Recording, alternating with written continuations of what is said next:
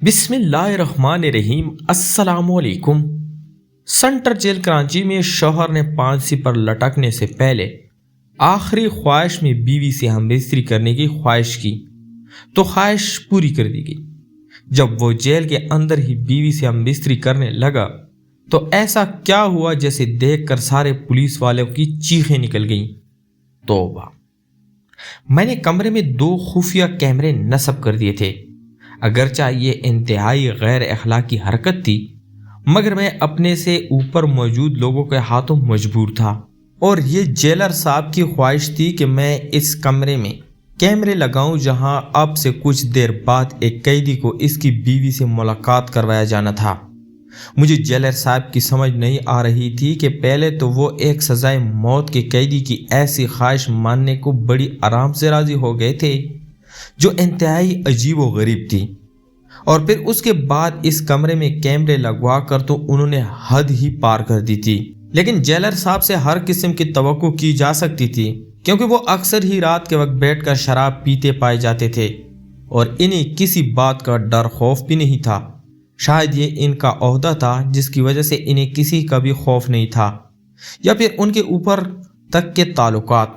مگر مجھ جیسے انسان کے لیے یہ بات بالکل بھی قابل برداشت نہیں تھی کہ کمرے میں کیمرے لگا کر کسی بھی میاں بیوی کے درمیان ہونے والے معاملات کو دیکھا جاتا۔ کیمرے لگانے کے بعد میں بلا ارادہ ہی اس قیدی کی بیرک میں پہنچ گیا جہاں وہ تنہا بیٹھا تھا۔ میں جب بھی اس کا چہرہ دیکھتا تو مجھے عجیب سا احساس ہوتا۔ 2 دن بعد اسے سزائے موت ہونے والی تھی اور اس کے چہرے پر ایسا سکون تھا جیسے اس نے قتل نہیں کیا ہو بلکہ کوئی نیکی کی ہو۔ وہ اس طرح بھی کیفیت جو یہاں موجود دوسرے سزائے موت پانے والے قیدیوں کے چہروں پر نظر آتی تھی اس کے چہرے پر بالکل بھی نہیں تھی۔ نہ ہی اسے موت کا ڈر تھا اور نہ ہی اپنے کیے پر کوئی پشیمانی۔ میں اس کے پاس جا کر پنجوں کے بل بیٹھا اور اس کی آنکھوں میں آنکھیں ڈال کر اس سے پوچھا، کیوں بھائی قیدی نمبر 517، تمہیں موت کا خوف نہیں ہے؟ مرنے سے پہلے کون ایسی خواہش کا اظہار کرتا ہے؟ عد ہے تم نے مرنے سے پہلے بھی اپنی بیوی کے ساتھ سہاگ رات منانا چاہتے ہو۔ میری مانو تو اپنی اس خواہش سے پیچھے ہٹ جاؤ اور خدا کو یاد کرو۔ میری بات کا اس نے کوئی جواب نہ دیا۔ میں بس اس کے چہرے کو پڑھتا وہاں سے کھڑا ہو گیا۔ میں نے آج تک ایسا سکون کسی بھی قیدی کے چہرے پر نہیں دیکھا تھا۔ بس یہی بات مجھے بار بار تجسس میں مبتلا کر رہی تھی کہ انسانی فطرت کے خلاف کیسے وہ شخص موت کو سامنے پا کر بھی اتنا مطمئن ہے۔ میں نہیں چاہتا تھا کہ اس کی بیوی اور وہ اس کمرے میں جائیں، لیکن یہ سب میرے ہاتھ میں نہیں تھا۔ اس قیدی کی عمر محض 28 سال تھی۔ اس نے اپنی جگری یار کو قتل کیا تھا اور اسی کی موت کے جرم میں وہ یہاں تک پہنچا تھا۔ لیکن حیرت کی بات تھی کہ یہ قتل اس نے کیوں کیا تھا یہ بات کوئی بھی نہیں جانتا تھا۔ نہ اس نے کوئی وجہ بیان کی تھی بلکہ اس نے خود پولیس کو گرفتاری دی تھی اور اس بات کا اعتراف بھی کیا تھا کہ وہ قاتل ہے۔ لیکن جب اس سے قتل کی وجہ پوچھی گئی تو اس نے اپنی زبان پر تالا لگا لیا۔ عدالت میں بھی اس نے خود قبول کیا کہ وہ قاتل ہے، مگر قتل کی وجہ تب بھی نہ بتائی، اور چونکہ اس نے خود جرم قبول کیا تھا اس لیے اسے سزائے موت دی گئی۔ مقتول کے گھر والوں نے بہت ہنگامہ کھڑا کر رکھا تھا۔ ان کا کہنا تھا کہ ہمارا بیٹا اس کا بچپن کا دوست تھا، ان دونوں کے درمیان کبھی کوئی جھگڑا نہیں ہوا تھا، پھر بھی نہ جانے کیوں اس نے اپنے دوست کو مار ڈالا ہے۔ اس کی بیوی سے بھی اس معاملات پر کافی تفتیش کی گئی تھی، لیکن اس نے صاف کنارہ اختیار کرتے ہوئے یہی موقف اپنایا تھا کہ اسے کچھ بھی معلوم نہیں ہے۔ اس کا شوہر شہریار اور دوست مزمل ایک دوسرے سے بہت زیادہ قریب تھے اور ان کے درمیان ایسا کوئی جھگڑا نہیں تھا کہ جس کی وجہ سے اس کا شوہر یہ قتل کرتا۔ کچھ دنوں تک تو یہ خبر ٹی وی کی زینت بھی بنی رہی کہ ایک دوست نے اپنے دوست کو قتل کر دیا۔ تھوڑی ہی دیر بعد مجھے وائرلیس پر اطلاع ملی کہ قیدی نمبر 517 کی بیوی آ گئی ہے۔ یہ سن کر میں کچھ پریشان ہو گیا۔ دراصل میری پریشانی کی وجہ وہ کیمرے تھے جو میں نے نصب کیے تھے۔ میری نظر میں یہ بات بہت ہی گھٹیا تھی کہ جیلر صاحب ان کیمروں کی مدد سے میاں بیوی کے ذاتی معاملات کے منظر کو دیکھیں گے، لیکن میں نوکری کے ہاتھوں مجبور تھا۔ اس نوکری کو حاصل کرنے کے لیے میں نے 5 لاکھ روپے کی رشوت کھلائی تھی اور اب جب یہ سرکاری نوکری مجھے مل گئی تھی تو مجھے وہی سب کچھ کرنا تھا جو بڑے مجھ سے چاہتے تھے۔ اگر میں ان کے خلاف کچھ بھی کرتا تو یا تو میرا ٹرانسفر ہو جاتا یا پھر نوکری ختم ہو جاتی۔ بس اس لیے میں نے اس وقت بھی اپنے منہ پر تالا لگا لیا تھا۔ جیلر صاحب کے حکم پر میں نے اس قیدی کی بیوی کو اس کمرے میں پہنچا دیا۔ اس کی بیوی بہت ہی جوان اور خوبصورت تھی، کوئی بھی اس کا عاشق ہو سکتا تھا، مگر اس نے خود کو چادر میں چھپا رکھا تھا۔ ایک دفعہ چادر کا پلو چھوٹنے پر ہی میں نے اس کا چہرہ دیکھا تھا۔ شاید وہ پردے دار تھی یا پھر یہاں آتے وقت اس نے پردہ کرنا مناسب سمجھا تھا۔ میں سوچ رہا تھا کہ اگر جیلر صاحب کی نظر اس عورت کے چہرے پر پڑی تو یقیناً ان کی نیت خراب ہو جائے گی۔ وہ عورتوں کے بڑے ہی شوقین تھے اور اکثر ہی رات کو ان کے کمرے میں عورتوں کو لایا جاتا تھا، اور وہاں کیا ہوتا تھا یہ بات بنا دیکھے بھی مجھے معلوم تھی۔ جیلر صاحب کے حکم پر قیدی نمبر 517 کو بھی اس کمرے میں بھیج دیا گیا، اور بھیجنے سے پہلے ان دونوں میاں بیوی کی مکمل طور پر تلاشی لی گئی تھی تاکہ کچھ غلط نہ ہو سکے۔ آج تک کبھی کسی قیدی نے ایسی انوکھی خواہش کا اظہار ہی نہیں کیا تھا، اس لیے جیل کی تاریخ میں پہلی دفعہ تھا اور اس بات کا خفیہ ہی رکھا گیا تھا۔ جیلر صاحب نے نہ ہی کسی سے اجازت لی تھی اور نہ ہی اس بات کو کسی کے سامنے بیان کیا تھا، اور یہ بات مجھے بعد میں پتہ چلی کہ انہوں نے اس خواہش کو رد کرنے کے بجائے پورا کرنا کیوں ضروری سمجھا۔ 2 پہرے دار اس کمرے کے باہر تعینات تھے۔ کمرے کے دروازے پر کوئی لاک یا کنڈی موجود نہیں تھی۔ ان دونوں کو چھوڑنے کے بعد جیلر صاحب کے حکم پر میں ان کے کمرے میں پہنچا تو وہ لیپ ٹاپ کھول کر بیٹھے تھے۔ انہوں نے مجھے بھی اپنے ساتھ بیٹھنے کا اشارہ کیا۔ میری ان سے کافی زیادہ بات چیت تھی، وہ مجھ پر بہت بھروسہ کرتے تھے۔ کہنے لگے آؤ ہم بھی تھوڑے مزے کرتے ہیں۔ یہ سن کر میں شرمندہ ہو گیا اور میں نے کہا کہ نہیں صاحب، میں جیل کا راؤنڈ لگا لیتا ہوں۔ آپ بیٹھے، لیکن وہ نہ مانے اور کہنے لگے تم بھی میرے ساتھ بیٹھ جاؤ۔ مرنے سے پہلے اس قیدی کی عجیب و غریب خواہش نے مجھے مجبور کیا کہ میں دیکھوں تو صحیح آخر اس کی بیوی میں ایسا کیا ہے جو اسے موت کے وقت بھی اپنی بیوی سے ہم بستری کرنے کی خواہش جاگی ہے۔ کچھ تو ایسا ہوگا نا جو مرنے سے پہلے بھی اسے اپنی بیوی کا ساتھ چاہیے، اس کے مرنے کے بعد اس کی بیوی بیوہ ہو جائے گی۔ بیچاری غریب عورت ہے، ہم ہی اس کے کھانے پینے کا کچھ انتظام کر دیں گے۔ یہ کہہ کر وہ بہت زور سے ہنسے تھے اور ان کی ہنسی میں موجود مکاری اور کمینگی مجھے صاف دکھائی دی تھی۔ میں جان گیا تھا کہ ان کی نیت میں کون سا فطور ہے جس نے انہیں یہ کیمرے لگوانے پر مجبور کیا ہے، اور جس کی وجہ سے انہوں نے ایسی انوکھی خواہش کو پورا کیا ہے۔ وہ اس ویڈیو کی مدد سے بعد میں اس عورت کو بلیک میل کر کے بڑی آرام سے اپنے گندے مقصد حاصل کر سکتے تھے، اور یہ بات سمجھ میں آتی ہی مجھے اپنے آپ سے گھن آنے لگی۔ میں نے ان کے کہنے پر کیمرے کیوں لگائے؟ ایک عزت دار عورت ساری زندگی ان کے پیروں میں روندنے والی تھی۔ میں خود شادی شدہ تھا، اسی لیے شاید ہر بات کو بہت زیادہ محسوس کر رہا تھا۔ جیلر صاحب نے زبردستی سے مجھے اپنے ساتھ بٹھایا۔ سکرین پر اس کمرے کے اندر کا منظر واضح نظر آنے لگا۔ بہت ہائی کوالٹی کے کیمرہ تھے، وائس کا آپشن بھی موجود تھا۔ اس کمرے میں ہونے والی ہر بات بھی ہمیں صاف صاف سنائی دے رہی تھی۔ جیلر صاحب کی نظر اسکرین پر جم گئی۔ میں کبھی اسکرین پر نظر ڈالتا تو کبھی شرمندگی سے سر جھکا لیتا۔ اس قیدی نے اپنی بیوی کو ہاتھ پکڑ کر بستر پر بٹھایا تھا اور اس کی چادر کو چہرے سے ہٹا دیا تھا۔ اسکرین پر اس کی بیوی کا چہرہ نظر آتے ہی جیلر صاحب کے منہ سے بے ساختہ ہی بڑے گھٹیا الفاظ نکلے تھے۔ وہ اپنی گندی زبان سے اس عورت کی خوبصورتی کی تعریف کر رہے تھے، اور پھر اسپیکر سے آتی آواز سے ہم دونوں کو ہی متوجہ کر لیا۔ وہ دونوں ایک دوسرے سے بات کر رہے تھے۔ لامحالہ میری نظر بھی اسکرین پر جم گئی، اور پھر جو منظر ہم نے دیکھا ہماری چیخیں نکل گئی۔ اس قیدی کی بیوی ہم بستری کے دوران ایسی حرکت کی جو شاید کبھی بھی عورت نہیں کر سکتی۔ وہ اپنے شوہر سے بھی زیادہ طاقتور نکلی، اور دیکھتی ہی دیکھتے اس نے اپنے شوہر کو اب سمجھ آیا تھا کہ اس کے شوہر نے آخری خواہش میں اپنی بیوی کے ساتھ ہم بستری کی خواہش کا اظہار کیوں کیا تھا۔ جیلر صاحب فوراً اس کمرے کی طرف دوڑ پڑے۔ میں بھی ان کے پیچھے پیچھے بھاگا، اور ہم کمرے میں داخل ہوئے تو وہ قیدی بستر پر پڑا تھا اور اس کی سانس دھونکنے کی طرح چل رہی تھی، اور اس کی بیوی جو نیم برہنہ سے لباس میں تھی اس نے جلدی سے اپنے وجود کو چادر میں چھپا لیا تھا اور اپنے لباس کو درست کرنے لگی تھی۔ جیلر صاحب نے آؤ دیکھا نہ تھا اس عورت کے ہاتھ پکڑا اور اسے کھینچتے اور اپنے کمرے میں لے گئے، اور میں اس قیدی کے پاس کھڑا رہ گیا۔ وہ چیختے ہوئے مجھ سے پوچھ رہا تھا کہ اس کی بیوی کو کیوں لے جایا جا رہا ہے، لیکن میں اس کے اس سوال کا جواب نہیں دے سکتا تھا کیونکہ میں جانتا تھا کہ اب جیلر صاحب اس عورت کے ساتھ کیسا سلوک کریں گے۔ جو کچھ اس عورت نے اپنے شوہر کے ساتھ کیا تھا اس کے بعد تو جیلر صاحب اسے کسی صورت بخشنے والے نہیں تھے۔ میں نے اس قیدی کو بیٹھنے کا اشارہ کیا اور خود بھی اس کے سامنے بیٹھ گیا۔ یہ پہلی دفعہ تھا جب میں نے آج اس کی آواز صحیح طرح سے سنی تھی، ورنہ یہ کبھی بات نہیں کرتا تھا۔ میں نے اس سے کہا کہ آپ اپنے بارے میں سب کچھ سچ سچ بتا دو اور تم نے یہ گناہ کیوں کیا ہے یہ بھی بتا دو۔ اس نے پھر خاموشی سے سر جھکا لیا تو میں نے اس سے سختی سے کہا کہ جو کچھ بھی اس کمرے میں تم دونوں میاں بیوی کے درمیان ہوا ہے وہ سب کیمرے میں ریکارڈ ہے۔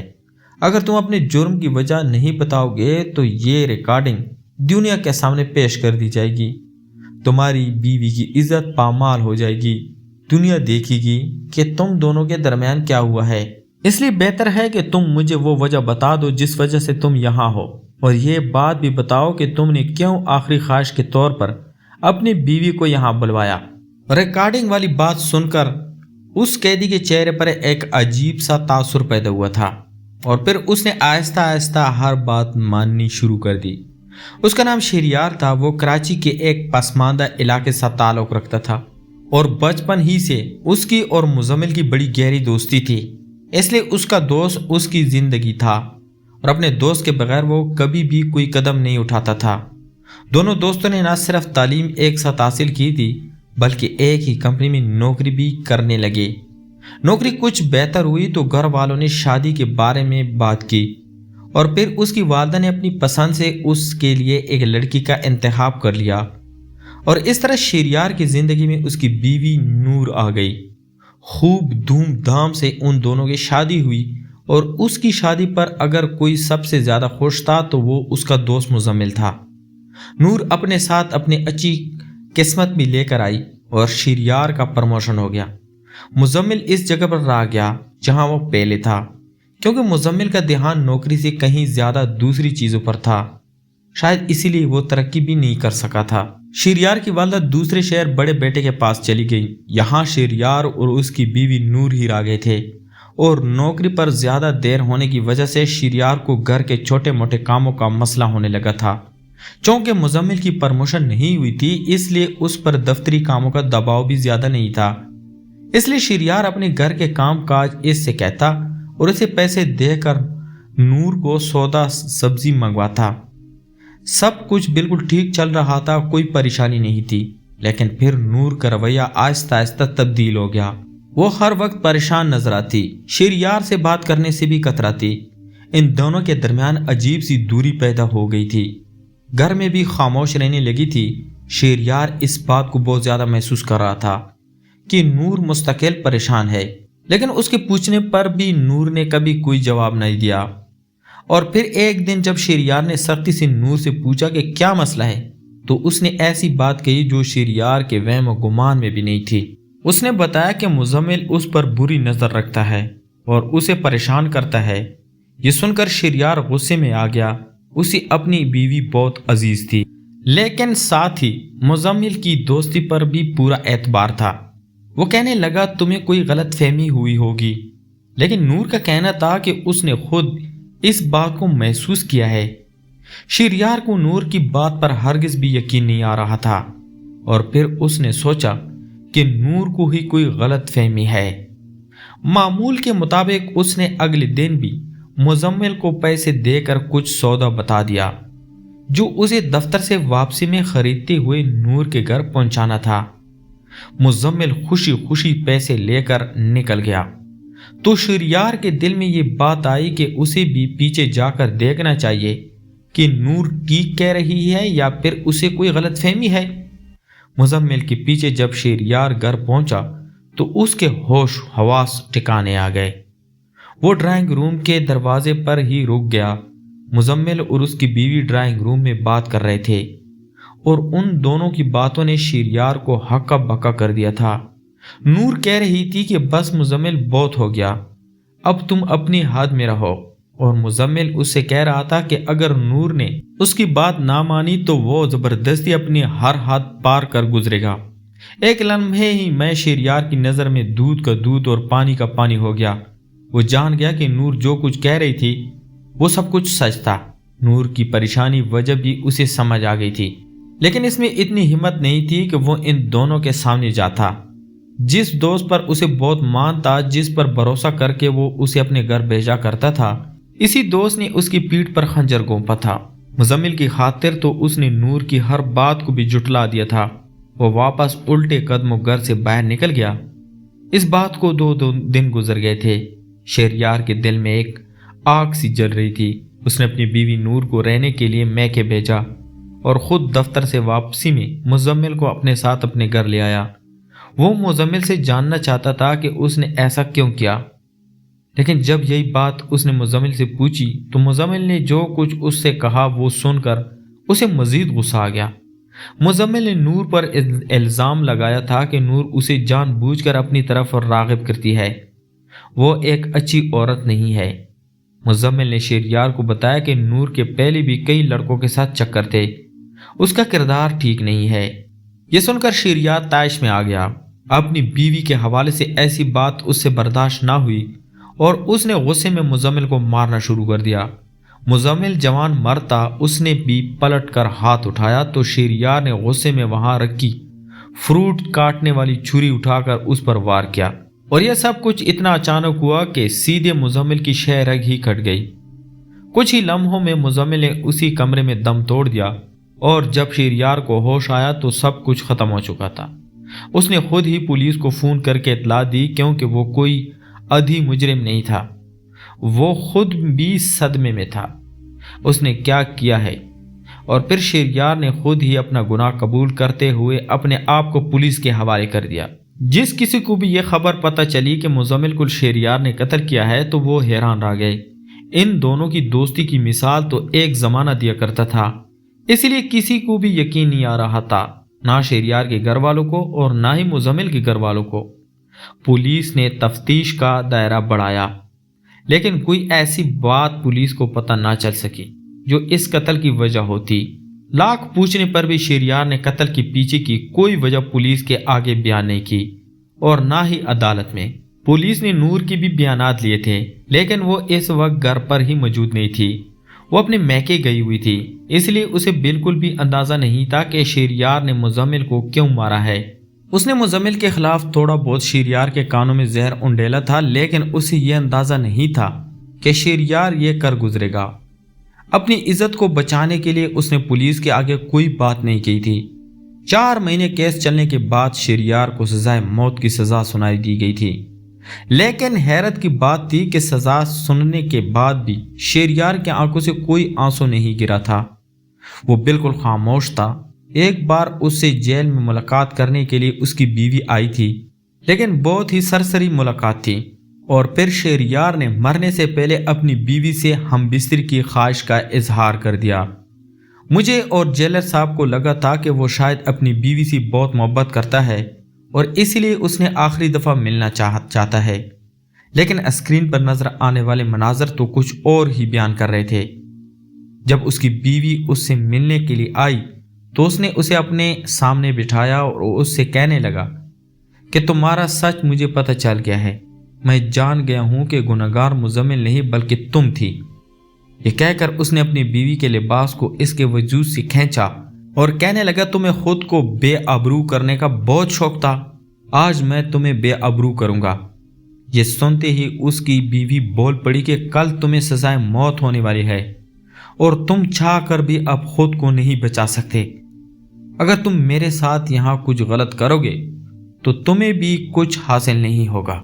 یہ سچ ہے کہ مجھے تم سے زیادہ مزمل پسند آ گیا تھا، اسی لیے میں اسے اپنی طرف بلانے لگی تھی، لیکن وہ ہر بار تمہاری دوستی کو درمیان میں لے آتا اور یہی کہتا کہ وہ تمہارے ساتھ کوئی دھوکہ نہیں کر سکتا۔ وہ تو تمہیں میرا سچ بتانا چاہتا تھا، वो जानता था कि मेरे कई लड़कों के साथ ताल्लुकात रहे हैं और इसलिए मैंने खौफ के मारे तुम्हारे दिल में इसके लिए गलत बातें डालना शुरू कर दी, ताकि अगर वो कभी तुम्हें कुछ कहे तो तुम यकीन ना करो। मैं चाहती थी कि तुम इससे दूर हो जाओ और तुम्हें मेरा सच पता ना चले। और जब तुम दोनों की दोस्ती में दूरी आई तो मेरे लिए मुजम्मिल को हासिल करना भी आसान हो जाता। यह सुनते ही शेरियार ने इस पर हमला किया था और बदले में नूर ने उससे भी ज्यादा ताकत से उसे धक्का दे मारना शुरू कर दिया था। वो शेरियार से भी ज्यादा ताकतवर निकली थी। और यही सब कुछ सुनने और देखने के बाद और जेलर साहब भागते हुए इस कमरे में आए थे। और जब सही तरह से मुझे सारा सच पता चल गया, मैंने शेरियार से कहा कि ठीक है, मुजम्मिल के कत्ल की वजह मुझे समझ आ गई है, लेकिन अपनी बीवी को तुमने यहाँ क्यों बुलाया था? ये सुनकर शेरियार कहने लगा कि इस वक्त तो जज्बात में आकर मैंने मुजम्मिल का कत्ल कर दिया था, लेकिन फिर जब मेरी बीवी मुझे यहाँ मिलने आई तो उसकी बातों से मुझे एहसास हो गया कि कहीं ना कहीं वही गलत है। मैंने किसी को भी मुजम्मिल के मौत के पीछे की वजह नहीं बताई कि मेरी बीवी की इज्जत खराब होगी, लेकिन अब मुझे लगने लगा था कि मेरी बीवी ही ठीक नहीं है। और फिर मेरे दिल में ये बात बैठ गई कि मैं मरने से पहले सच्चाई ज़रूर जानूंगा। इसलिए मैंने उसे मिलने बुलाया, लेकिन अगर वो मेरे सामने आकर अपना सच कबूल भी करती तो भी मुझे कोई फ़ायदा ना होता। इसलिए मैंने हमबिस्तरी की बात की, क्योंकि इतने दिनों में मैं जेलर की फितरत से अच्छी तरह वाकिफ़ हो गया था। मैं जानता था कि हम दोनों मियाँ बीवी को देखने के लिए यहाँ कैमरे ज़रूर रखवाएगा और इस तरह मेरा सच कैमरों में रिकॉर्ड हो जाएगा। और मेरा यकीन बिल्कुल सही साबित हुआ। मैं जानता हूँ कि यहाँ कैमरे लगे हुए हैं और हर बात कैमरों में रिकॉर्ड हो चुकी है। वो कहने लगे कि मुझे सजाए मौत से नहीं बचना। मुझे अफसोस है कि मैंने अपने बचपन के दोस्त की बात पर एतबार नहीं किया। मेरी वजह से वो इस दुनिया से चला गया, लेकिन अब मैं चाहता हूँ कि मेरी बीवी को भी इसके गुनाह की सज़ा मिले। वही थी जिसने हम दोनों के दरमियान नफरत का ये बीज बोया था। इसकी बात सुनकर मैं हैरान रह गया था। वो बहुत ही ज़्यादा चालाक था। जेलर की फितरत को भांप कर उसने ये सारा खेल खेला था और वो कामयाब भी हो गया था। उसकी बीवी का असल चेहरा कैमरों में रिकॉर्ड हो गया था और अब उसकी बीवी को भी सज़ा दी जा सकती थी, लेकिन ये सब कुछ जेलर के हाथों में था। मैंने कैदी नंबर 517 को वापस इसकी बैरक में बंद कर दिया था। अगले दिन उसे सजाए मौत होनी थी। मैं वापस जेलर साहब के कमरे में पहुंचा तो उसके कमरे का दरवाज़ा बंद था। मैं जानता था कि वो इतनी आसानी से अब इस औरत को नहीं बख्शेंगे। ना सिर्फ अपनी गंदी नीयत को पूरा करेंगे बल्कि उसे सज़ा भी दिलवाएंगे। मैं खामोशी से वहां से हटकर जेल के राउंड पर निकल गया था और सोच रहा था कि एक औरत कितनी जिंदगियां बर्बाद कर सकती है।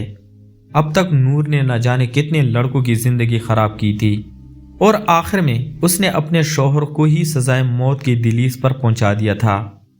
ये सब कुछ करने के बाद वो खुद भी नहीं बच सकती थी। पता नहीं अब वो जेलर साहब के कब तक उसे अजियत का निशाना बनाने वाले थे। शायद अब वो भी यहाँ आने वाली औरतों की लिस्ट में शामिल होने वाली थी, या फिर उसे कभी किसी जेल की कोठरी में डाला जाता था। यह भी मुमकिन था कि इस पर जेलर साहब की तरफ से केस करवाया जाता, क्योंकि उसका कन्फ्यूजेशन कैमरों में रिकॉर्ड था। इस जेल में नौकरी करते हुए मैंने एक बात बहुत अच्छी तरह समझ ली थी कि ज़्यादातर जुर्म जज्बात में आकर और सच जानने के बगैर किए जाते थे। इसीलिए मैं ये बात ज़रूर कहना चाहूँगा कि कोई भी कदम उठाने से पहले इंसान को एक दफ़ा सच्चाई ज़रूर जाननी चाहिए। आप लोगों का क्या ख्याल है? क्या जो कुछ शेरियार ने किया वो ठीक था, या फिर नूर को बदतरीन सज़ा मिलनी चाहिए? तो प्यारे दोस्तों, मैं उम्मीद करता हूँ आपको आज की कहानी पसंद आई होगी। अगर आपको हमारी कहानियाँ पसंद है तो हमारे चैनल को लाइक और सब्सक्राइब ज़रूर करें। मिलते हैं एक और इंटरेस्टिंग स्टोरी के साथ। तब तक अपना ख्याल रखिएगा। अल्लाह हाफिज़।